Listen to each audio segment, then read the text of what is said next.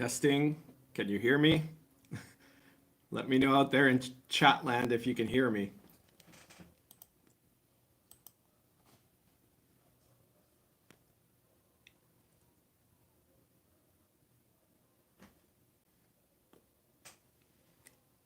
Excellent. We'll give a couple of minutes just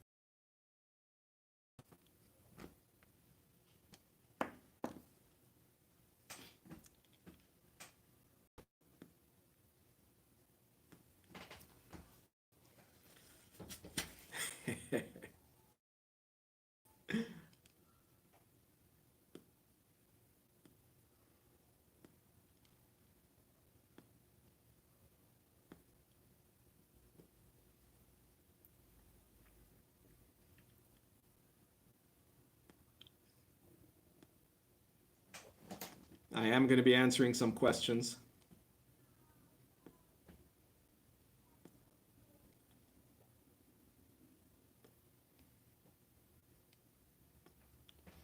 Is there still lag going on?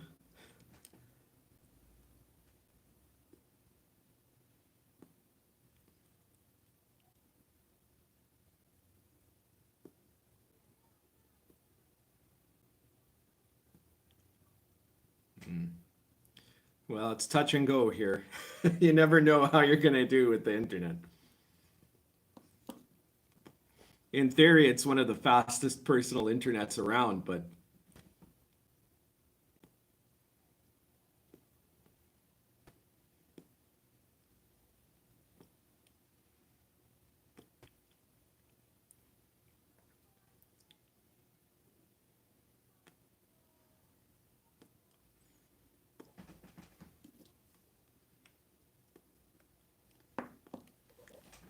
okay, pipe is lit.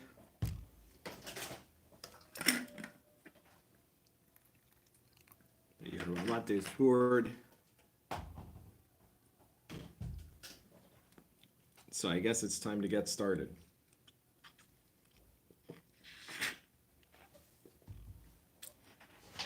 Hello everyone.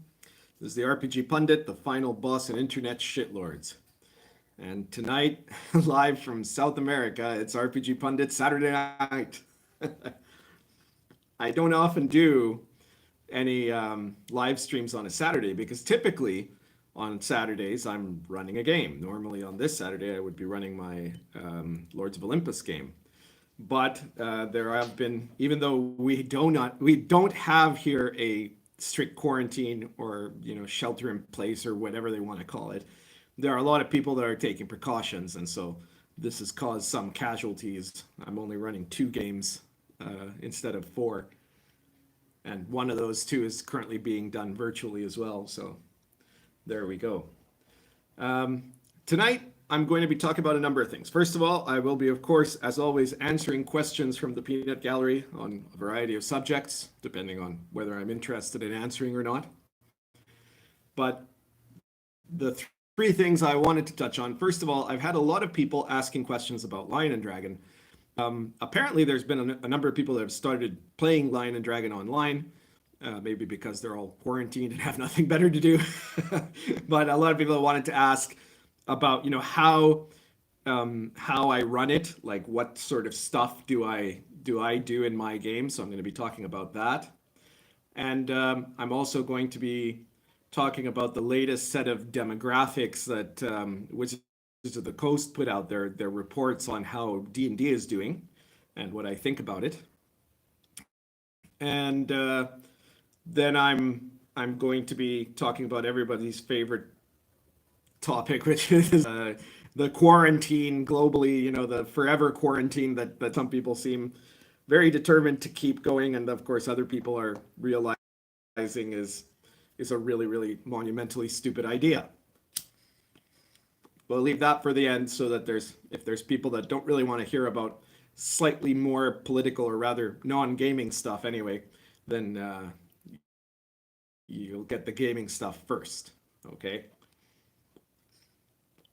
So I was going to go into, first of all, talking about the campaigns I've run with Lion and Dragon. I've run 4 in total.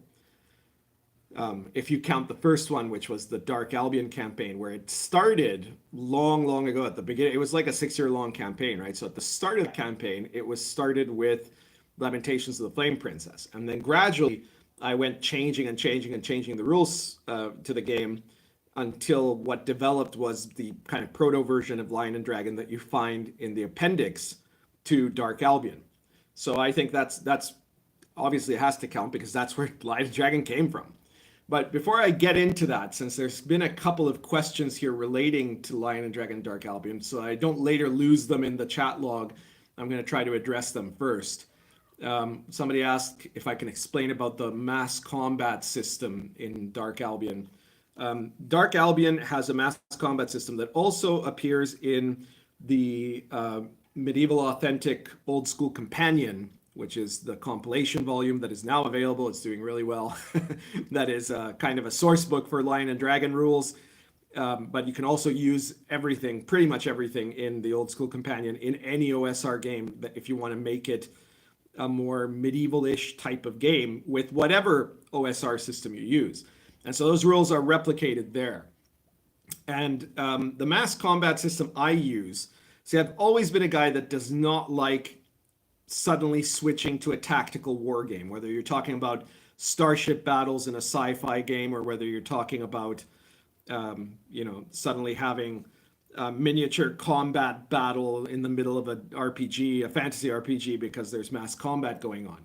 But I also don't like to just hand wave it off, right? To say, oh, well, whatever happens. So I went with something that's kind of in between. And it was partly inspired by the extreme, a fairly good balance,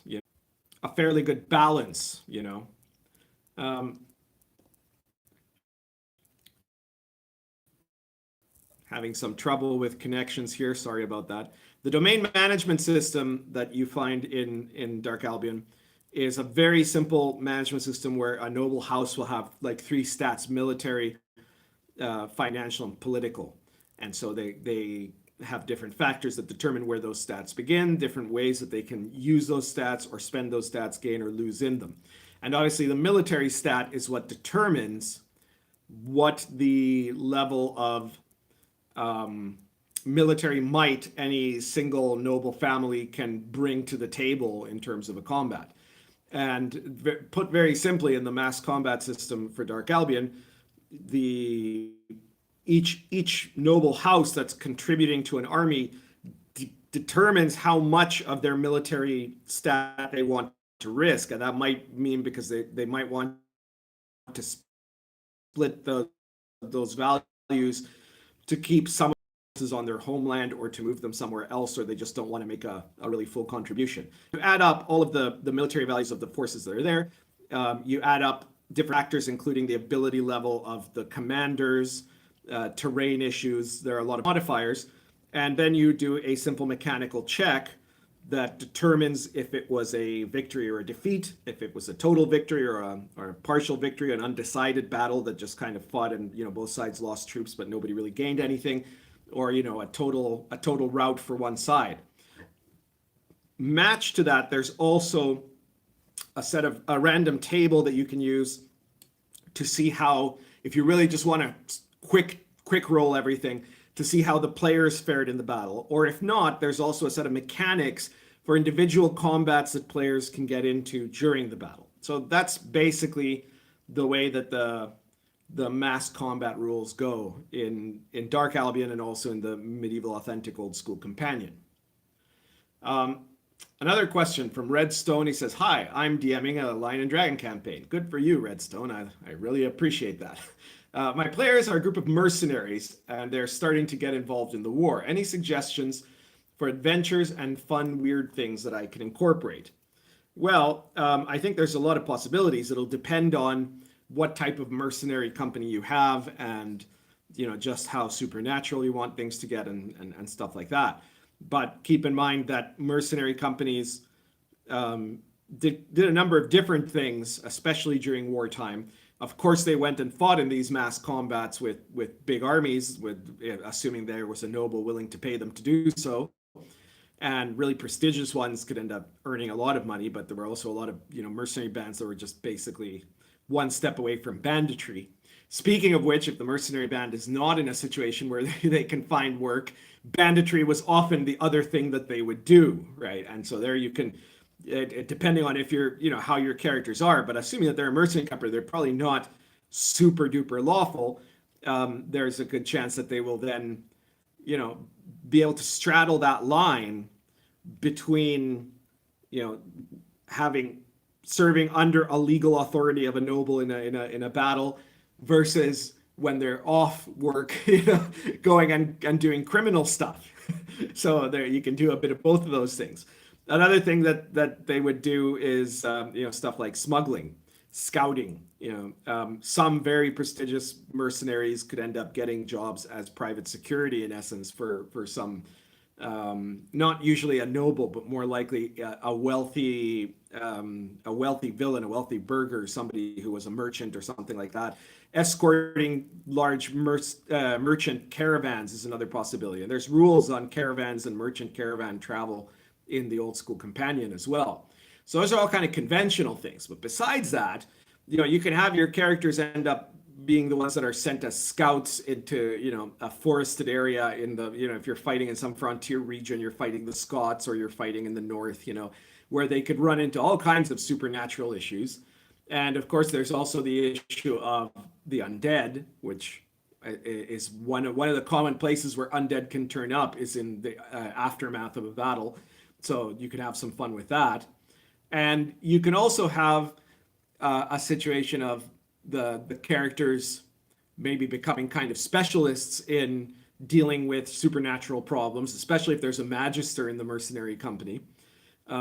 Keeping in mind, now, in Lion and Dragon, you don't have these kind of wizards casting fireball stuff, but you have wizards that can do some very powerful stuff that can affect the course of a battle. Everything from, summoning and gaining powers from demons or bringing literal demons into the battlefield in theory, though that's, you have to be a pretty successful magister to do that.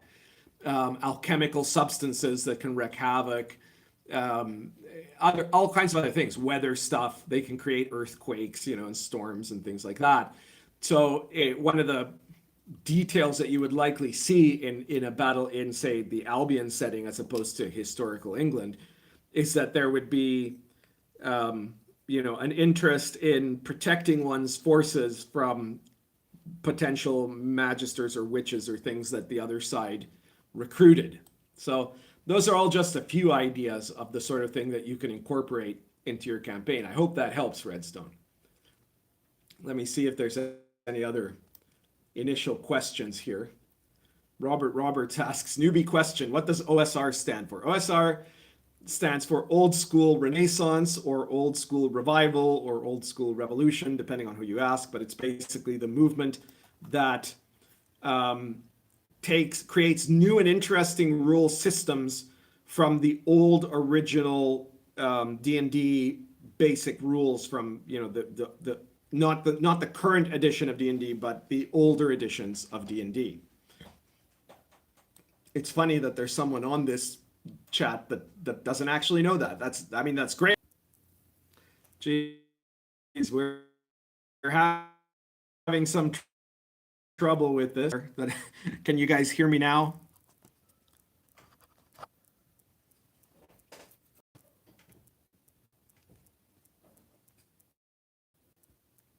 I do not know what the deal is with this connection because I've got literally nothing running on my computer. It's just messy. But we'll work our way through it. It's probably, maybe it's the time of night, or maybe it's that there's everybody's quarantined and using the internet, or something like that. Malwina Cyrano Olfram from New York says, Dark Albion and Lion and Dragon would also be great for a Game of Thrones setting, in my opinion. I know it's set in medieval Britain, but it would work. Well, yeah, definitely. I mean, I think, frankly, the Lion and Dragon rule set is the best OSR rule set you could use if you wanted to run a Game of Thrones campaign, because the magic is a lot more similar. Like, you don't see people firing magic missiles or making fireballs in Game of Thrones, right? And the combat system is very tough. You don't have guys using the standard experience system, and so you get these and the combat with things like criticals and stuff, it means that even a really great warrior, even like, a Jaime Lannister or whatever, could theoretically lose a fight if he just had a bad luck situation or got outnumbered or things like that.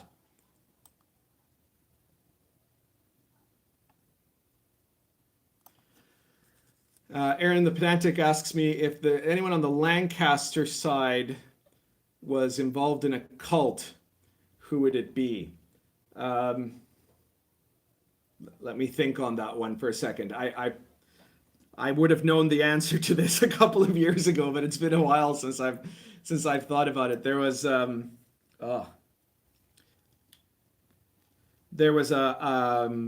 bastard member of the Percy family who was actually suspected of engaging in, in real history, that was suspected of engaging in sort of occult activities. And I just can't remember the name of the guy now. But I even mentioned, he's in the book in Dark Albion. So if you look it up enough, you'd probably find it there.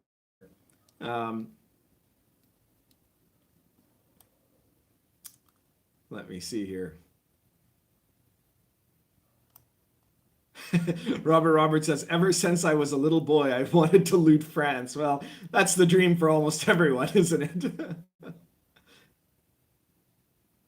Iron Cross says, is the mass combat system from Dark Albion expanded and fleshed out more in the Medieval Companion?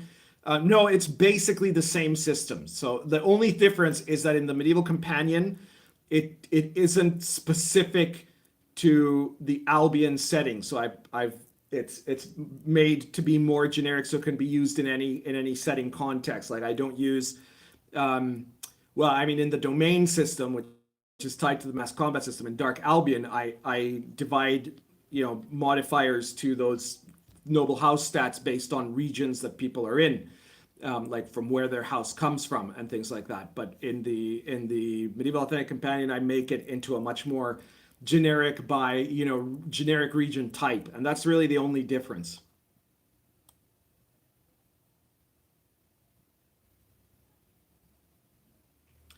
Aaron says you need to get the Uruguayan mafia to enforce bandwidth restrictions on other people. Yeah, it might be that. It also might be that I really need to get a new router. Like I've got a very old router, and that might be actually slowing me down at this point. I don't know.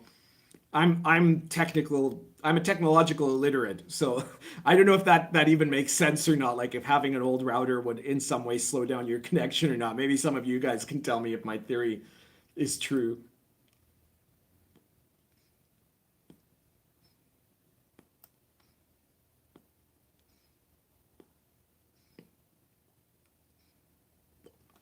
Charlotte Williams asks, is there anything from the old open game license that you think would work with the new OSR stuff, or that you remember liking? By the old open game license, you mean like the D20 products from the early 2000s? That's a really good question. I'm sure that there is. I mean, there were some dungeons and stuff, some settings, Freeport and stuff like that were successful. It's funny though how much of those just kind of became very forgettable. Like there was a boatload of stuff that got produced under the D20 boom, and so much of it was kind of crap. Solomon Kane says, is there a good historical book to read to get familiar with your Lion and Dragon and Dark Albion settings? Well, Solomon, if I was going to recommend you something to look at or read to get familiar with the Dark Albion setting, I'd suggest you look at the War of the Roses saga by William Shakespeare. That is to say, the series of plays that begins with Richard II and that ends with Richard III, right? Which is really like the 16th century's answer to Game of Thrones. Everything you see George Martin do, Will Shakespeare did it first, and it's to me some of my favorite Shakespeare plays, and those were a huge influence for me on the Dark Albion setting. As far as other stuff, I don't know. I mean, I don't totally like this series, but there's a series of books called The White Queen, which it's sort of a girly series, you could say, but and there are some historical inaccuracies, but it also does a very good job of depicting a lot of the intrigues that were going on during the during parts of the War of the Roses anyways. So if you really want something like a more modern novel, I guess that would be the way to go. But frankly, I would really strongly suggest you take a good look at Shakespeare's, War of the Roses plays.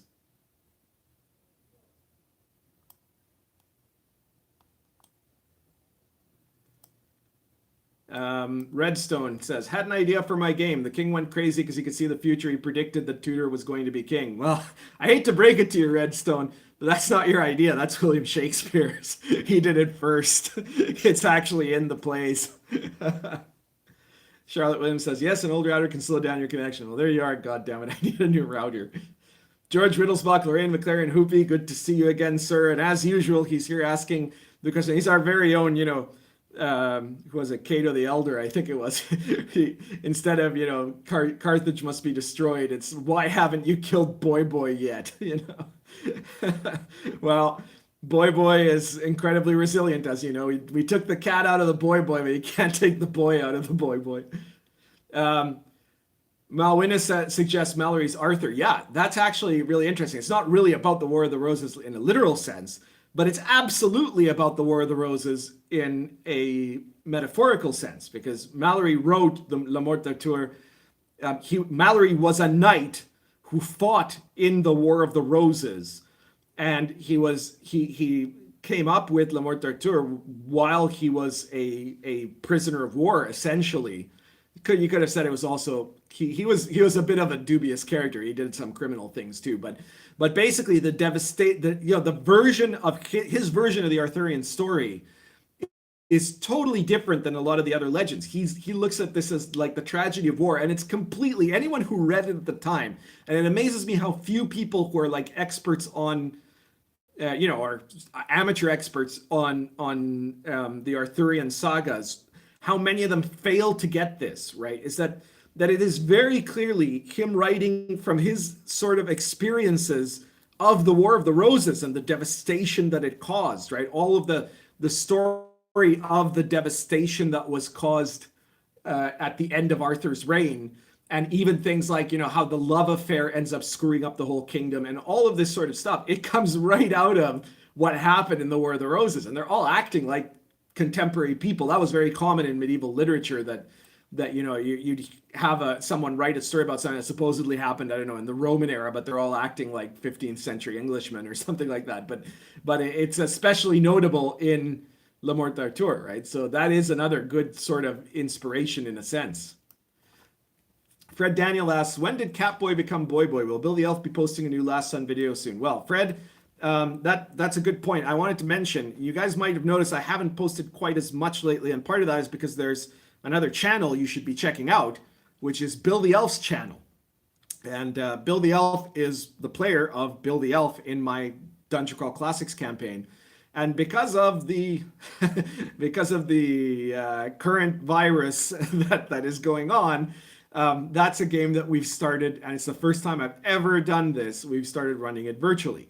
And Bill the Elf has been recording the sessions, and he's been posting them on his YouTube channel.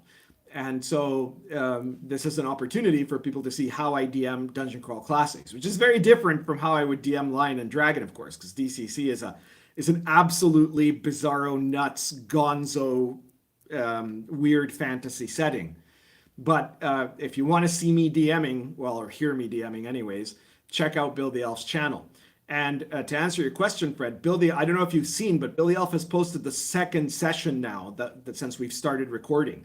So the first session, which was like 5 hours long in recording, was posted, I guess, almost 2 weeks ago now, I guess. And the second session has been posted just a few days ago. And in between, he's done these really, really stupid interviews that he's been doing with some of the other players in character, right? Like he's interviewing the characters. So if you really want to waste your time, you can look at those too.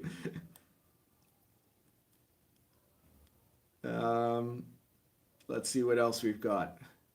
Judd Goswick says, GMing Lords of Olympus now. I like the game very much. Well, thank you, Judd. I'm really glad to hear it. I love to hear people I don't actually personally, physically know running my games. It's always a pleasure to hear people are enjoying that.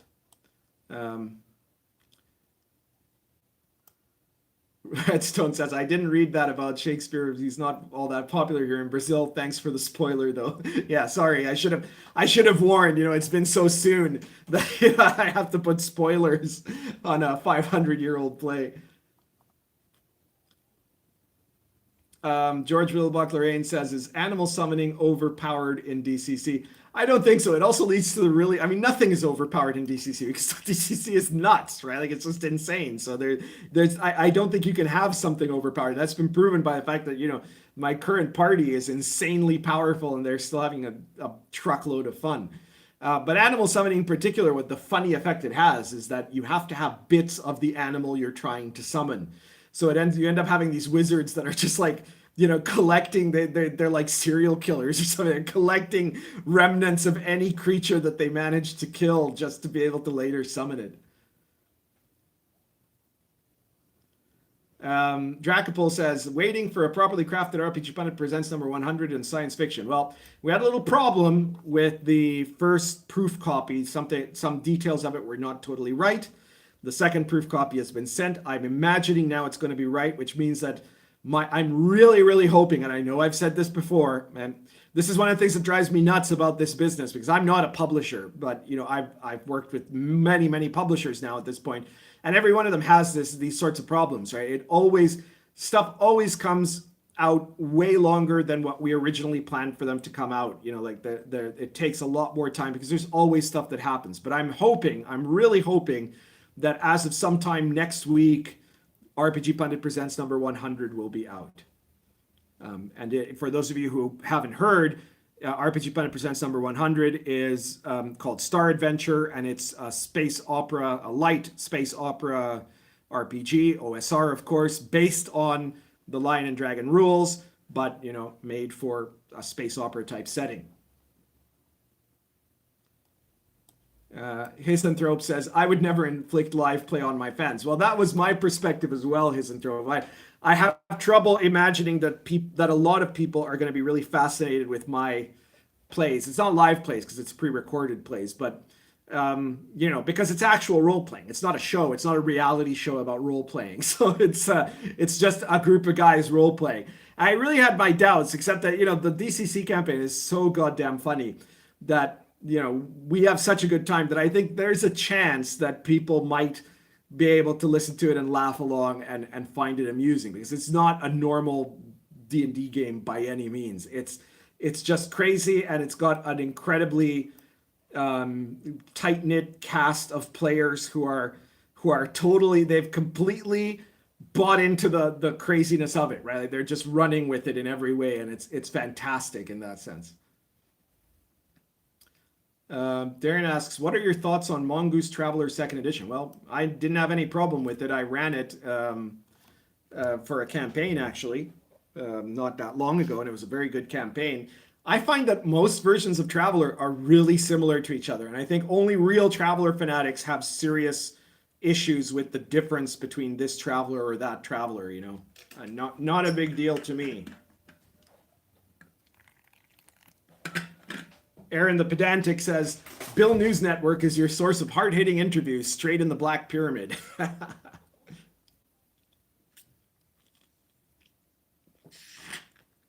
Sorry, guys, you're right. Shakespeare wasn't exactly 500 years ago. It was like 430 years ago.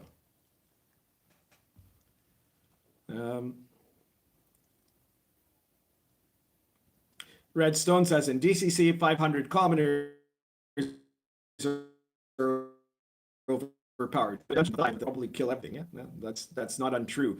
But I think a lot of DCC really don't do it justice, don't do the game justice, because I've noticed that a lot of people don't really play long DCC campaigns. So they're constantly playing the 0 level, dungeon thresher, or getting, first or second level guys or something like that. But DCC becomes a thing of beauty when you have guys that are like around level 5 and up, like fighters, thieves, all of them, wizards, clerics. They're all just these incredible machines of niche protection of what they do. and you can really throw stuff at them without any regard, and they still die. Like it can still happen because DCC doesn't have easy resurrection rules, so it doesn't lose the passion. It's one of the best high level campaigns I've ever run. We're now on 7 years of our DCC campaign, and it's been fantastic.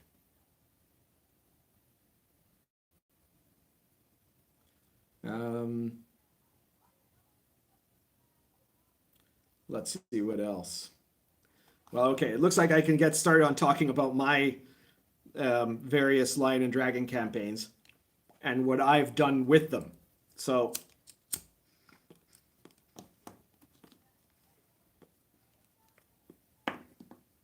hang on. George Reelbuck Rain says, the Scorched Coast campaign is the high watermark of the DCC campaigns. Changed my mind. Well, you're just fundamentally wrong. The Last Sun is the greatest DCC campaign ever run. There's no question about it. It is amazing. And if you want to see details of it, check out RPG Pundit Presents, the PDF series. Every other issue pretty much is gonzo stuff from that campaign. And eventually we're going to have a Last Sun setting book that is going to be a compilation volume. So, yeah. Aaron asks, have you looked at DCC Lankmar? I have. I am a big Lankmar fan. I think it's pretty good. Lankmar is kind of funny for me because I really loved one of the TSR Lankmar sets, and that's one of the things that made me really love Lankmar and kind of turned me on in general to the kind of urban campaign in a kind of dingy city sort of deal, So I owe a lot to that Lankmar, and so I've never run DCC Lankmar. I'm sure it's really good, and in some ways probably closer to the novels than the TSR one was. But I loved the TSR one. Okay, so in my original Dark Albion campaign and in several of my other campaigns, one of the things, because people are asking, what do I do to start to set up? How do you handle the campaigns? What sort of stuff do you do in them?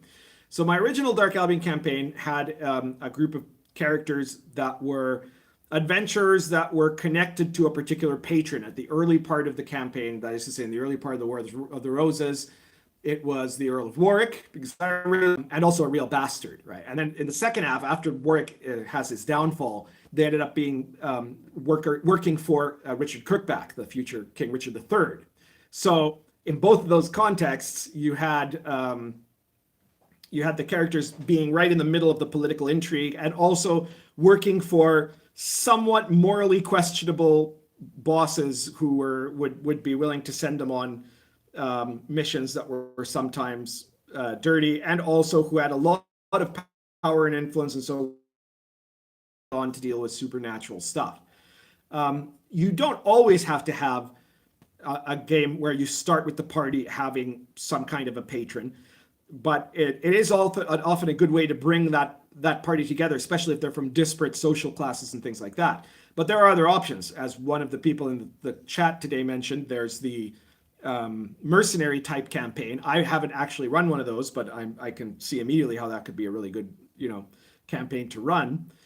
You could also have a campaign where if one of the characters is of a noble family, then maybe all the other characters are, stuff like that, so that you have each of the classes they're basically working in some way or another as retainers for that same family. The other type of campaign that I have run besides that one was what I call the Inquisitor Campaign, where the characters are a group of basically witch hunters working for the clerical order, and they go off to root out, discover, investigate, and then potentially deal with a variety of dangerous cults, sects, heresies, demon worshippers, witches, etc., etc. And of course, for that, I use the Cults of Chaos sourcebook, which is a sourcebook that's for making those sorts of opponents, those sorts of enemy individuals and groups. So this is one way to do it, right?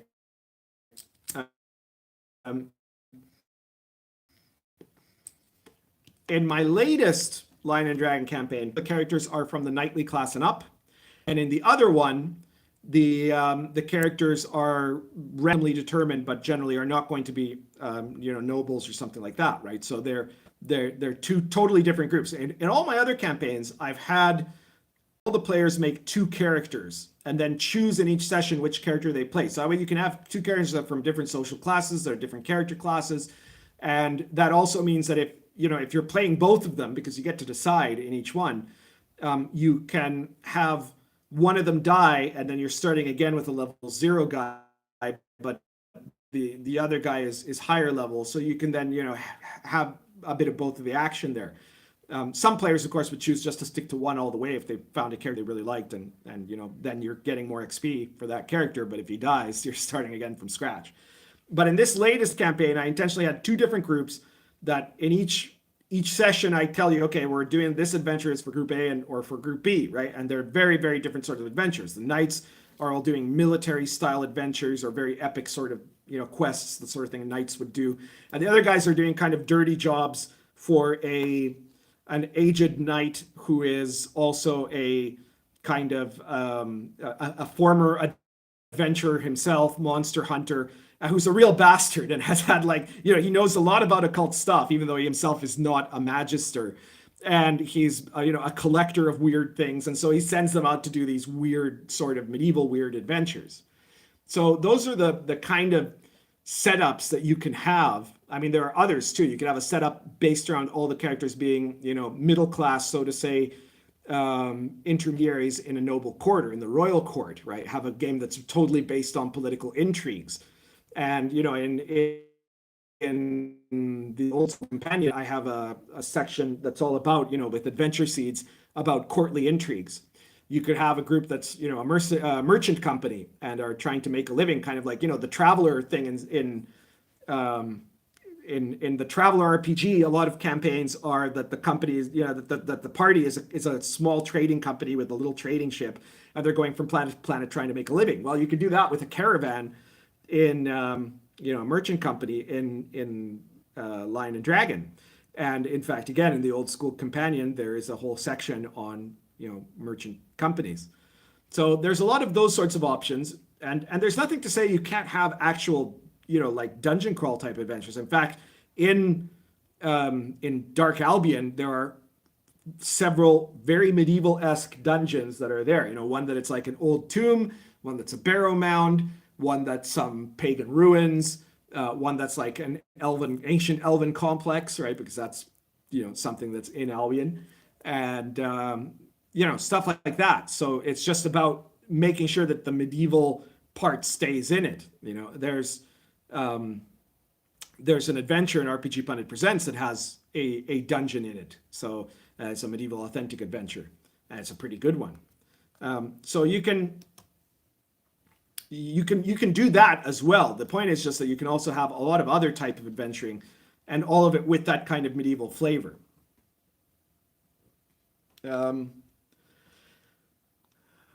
I'm checking here to see if we've missed any important questions here. Iron Cross says, Pundit, you should make an urban setting for London in Dark Albion. Well, there's a lot of information on London in the Dark Albion book itself, and there's also rules for random encounters and events that happen in cities in Dark Albion. But besides that, I've done a number of issues of RPGPundit Presents that presents other cities, not London, but other medieval cities that are important at the time. And those cities have been really, really, really fleshed out in these Pundit Presents issues. So that's probably something worth checking out if you're looking for medieval cities. We've done. Let me think here. Which ones have we done? We've done Kingston on Hull. We've done Ipswich. Sorry, guys. In my Occult Killer Antagonist issues, there's all of them are set in, or most of them are set in cities or villages, which are, actually, historically detailed and have, elements of historical detail. Medieval College Adventures, RPGPundit Presents number 54, which features, running an entire campaign, and it's another campaign idea of Lion and Dragon, where the characters are either apprentice magisters or, fellows or employees of either Oxford or Cambridge, and all the crazy shit that went down in medieval Oxford and medieval Cambridge. Like those were, it's just when you read it, you're not going to be able to believe it. But everything in there is based on historical stuff. But it's the medieval college student just totally nuts. I thought my college life was crazy. So that's another thing to check out. Yeah, so I guess I hope that answers the question there. Someone mentioned Cyber Sprawl Classics. I am really impressed with Cyber Sprawl Classics. If you want an interesting cyberpunk OSR thing that's based on DCC for that matter, that is a really good thing to check out. Somebody says, dude, this lag is terrible. You have more than 1,000 subscribers. Please get a new router. Well, okay, yeah, you guys heard it here. So if you want to help me get a new router, you can always donate to my PayPal or my Patreon. But in fact, you can also help me out by purchasing my books like Lion and Dragon, Dark Albion, the RPG Pundit Presents series. And of course, the brand new Medieval Authentic Companion. Well, not brand new, it's a few months now, but it's my newest big product. So, when you buy those, you'll get something for yourself. You'll be able to use it in your D&D or OSR play. Or in fact, in a lot of cases, in other fantasy RPG play for that matter.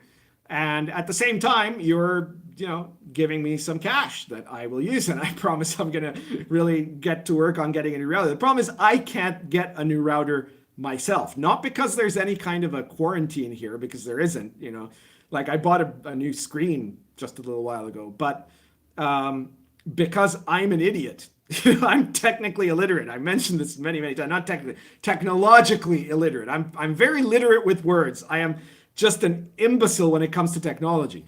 So I would need someone else to tell me what router to get, and maybe even to get the router for me so I don't screw it up, and then probably to install that router. So part of the issue is having to call on a friend to help me out. Probably Bill the Elf, who's really good at this stuff. But it is something that I will think of getting to work on as soon as possible, guys. I'm sorry. Okay, so I guess we should go on to the second topic of the night, considering that we've been like 45 minutes here on the first one. The second topic I wanted to mention is, I don't know if all of you have seen this, but on social media, Wizards of the Coast recently put out a whole bunch of information about how D&D is doing in the market. Just before I start with that, Redstone just asked, plans for a Crusade book to be used with Lion and Dragons? Like, seriously, we need one. Well, I am working on something right now that is not that, but I can guarantee you that at some point, but it's probably going to be several years from now. I'm really sorry to say this, but at the rate that I write and stuff, I'm working on an RPG right now. Don't really want to tell you much about it yet. It's still going to be like a year before that comes out, right, or more. So, at some point though, I'm not, Lion and Dragon is a product line that I have really, really supported. I didn't really support most of my other games have been standalone games. But with Lion and Dragon, there's just so much I like to add about it and write about it, that there's lots of stuff to fit in there. And I'm sure that the next big book I do for Lion and Dragon that isn't a compilation volume is going to be a Crusades book. So there you go. Charlotte Williams says, what is the name of Bill the Elf's channel? As far as I know, it's Bill the Elf's channel. I think if you do a YouTube search for Bill the Elf DCC, you're probably going to find it.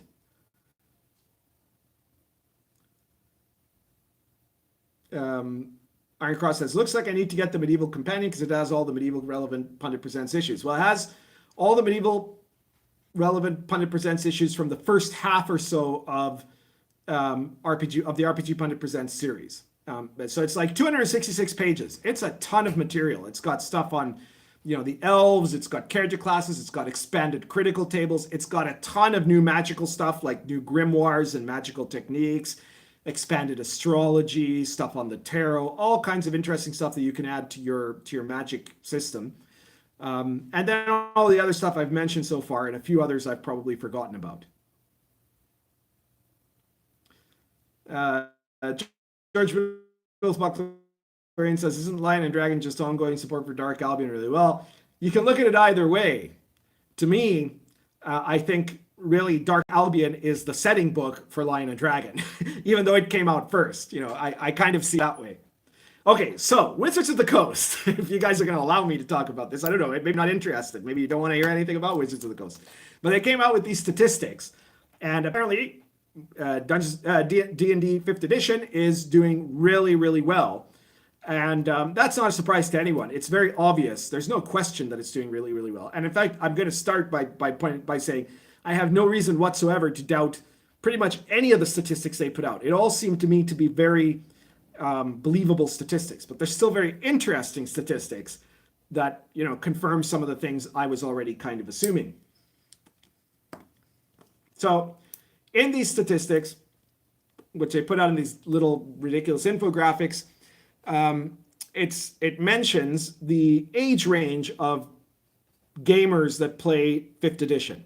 And a really large percentage of them are under 24. There's a lot of kids playing 5th edition, which makes sense to me. It's popular with the kids, and it tells us all something important, which is that for a ton of people who are going to be in this hobby, presumably for a while, there's going to be a huge block, a baby boom of RPG gamers. First game they ever played, hobby. That in some cases, that's great in one sense, and it's certainly better that their first game was 5th edition and not, 4th edition or some Forge game or something like that, right? It's good that the dominance of D&D means that at least they're playing something resembling the stuff we like, right? But it does mean that for a lot of them, there's an untapped opportunity for us there to present them, to try to do the other types of games that they can be running and why those other types can be good and appealing, right? Like the OSR, right? That the OSR, I'm betting there's a lot of young gamers that just don't know the OSR exists, because there's a lot of young gamers that don't play anything right now except 5th edition. And there's a lot of support for 5th edition. Remember, there's all the Judges Guild stuff and all that, right? So they're not Judges Guild, DMs Guild, sorry. DMs Guild stuff and all of that. So they're real gamers start thinking, well, what else can I play, right? And so I think that we have an opportunity to try to draw people in. Pause here. Ironcross asks, does the Medieval Companion have the cities you mentioned? No, those are in later issues of RPGPundit Presents. I'm sorry about that, but they will be in a future volume, they're not in the Medieval Authentic Old School Companion.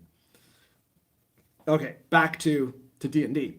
So that's one of the interesting stats. The second detail is that there's a very, very low population of people above age 44 or so who are playing D&D 5th edition. And in the original infographic, there was this funny typo where they just put 40 to 45, and that was like the last age bracket. And so people are saying, well, hang on, does literally no one above 45 play 5th edition? And that's not true. It was meant, the original infographic was a typo. There was supposed to be 45 plus or something like that, or 40 plus. I'm forgetting exactly which one, but people in their 40s and up, right? 50s, 60s, etc. Even so, it seems very likely that it doesn't make that much of a difference, because it is a really small piece of the D&D 5th edition pie. And I think that is perfectly logical, because a lot of older gamers, have already got a lot of old material that they already know exists to choose from. And so for a lot of them, 5th edition was not an edition that was interesting to their tastes to switch to. This means, unfortunately, that 5th edition has very little reason to market to that older demographic, right? Especially when they have this huge young demographic to market to. So they're going to be not very motivated to try to do stuff to win older gamers over to 5th edition. They don't need it. They don't need us, you could say, because I'm in the 40 plus bracket, So, that's just the reality of the thing. It means that there was not a wide scale adoption of older gamers of 5th edition. And I'm guessing that a lot of the people that play OSR are in that age bracket. I know that there's young people that play OSR games. I mean, there are young people that play my OSR games, right? So I know that for an absolute fact. But it seems very likely from the institution D&D at all.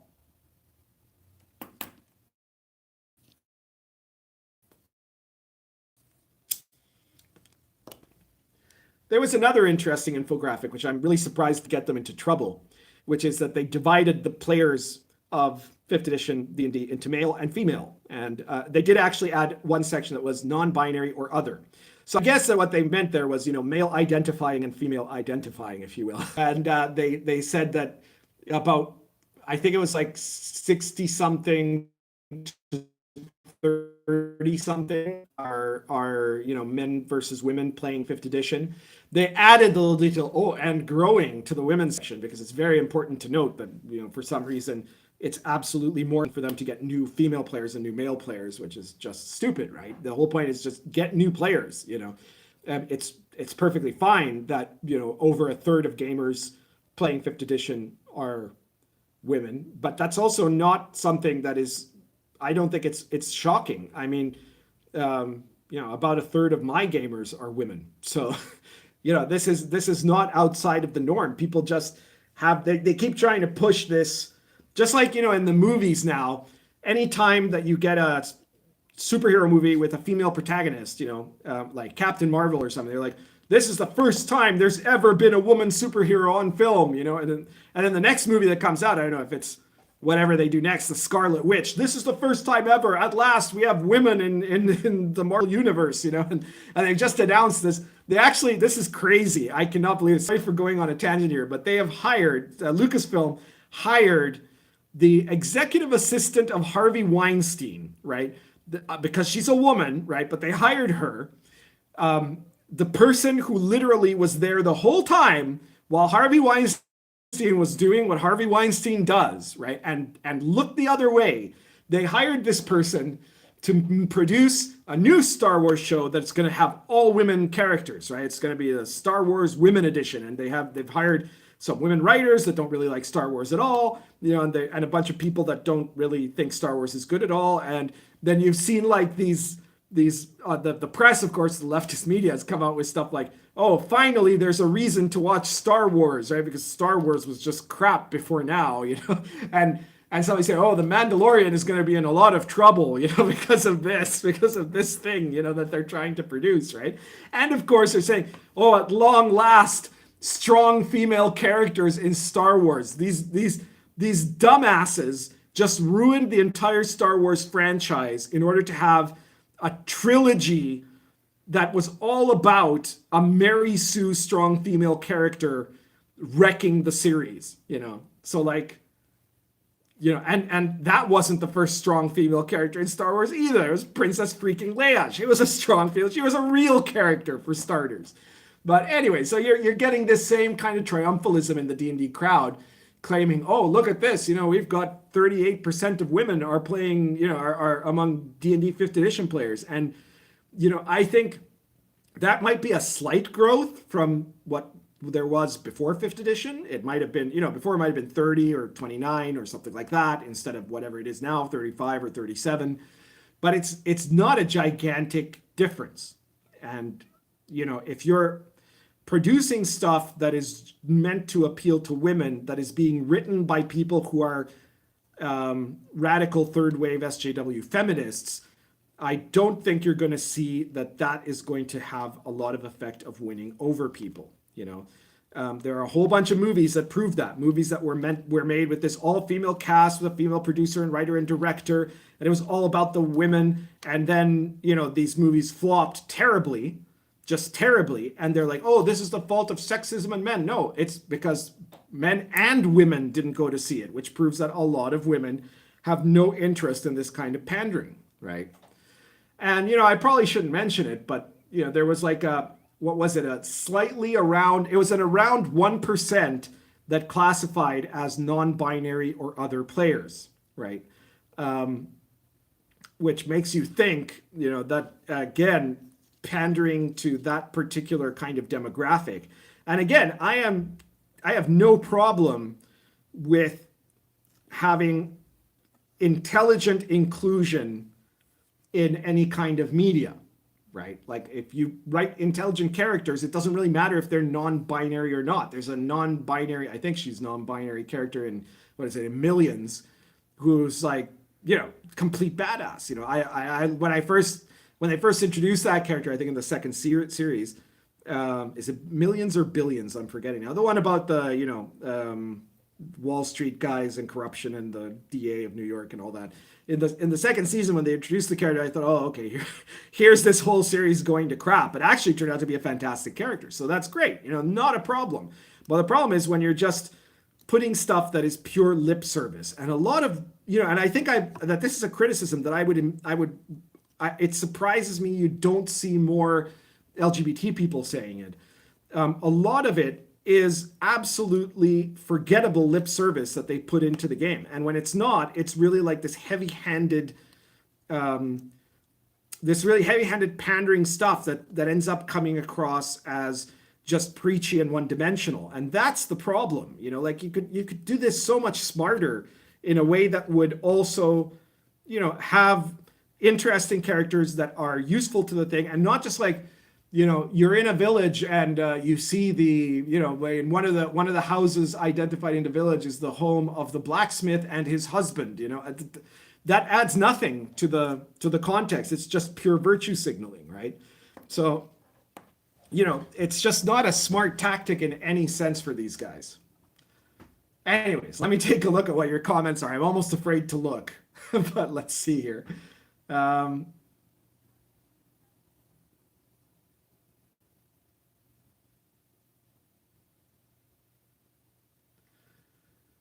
Let me see. A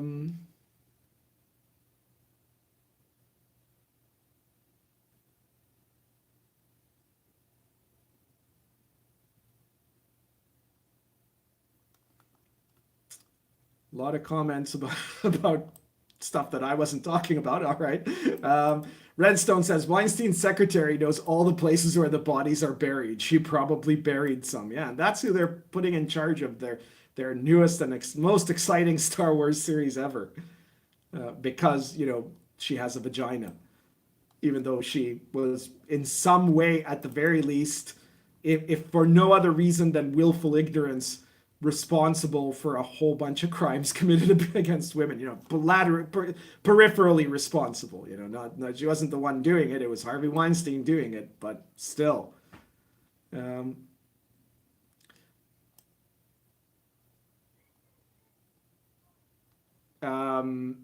Big D Studio says, what's the origin of the 5th edition demographic information he's talking about?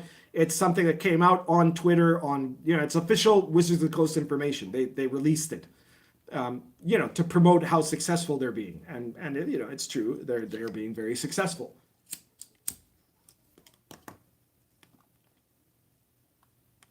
Jacob Lowe says 6th edition when? Well, let me put it this way: when I was working with Mike Merles, you know, I can't really talk about Wizards without having to, you know, consider. Did any of you know, by the way, that I consulted on 5th edition? But yeah, when I was working with Mike Merles, one of the things we were both really trying to emphasize is to create a system and have a plan of how this system was going to be managed product-wise that had the potential of being an evergreen edition, that there's no reason to do this, you know, what had been done before by Wizards, which was producing the system, would then have a 0.5 edition and a bunch of added rules bloat until it was just unbearable and untenable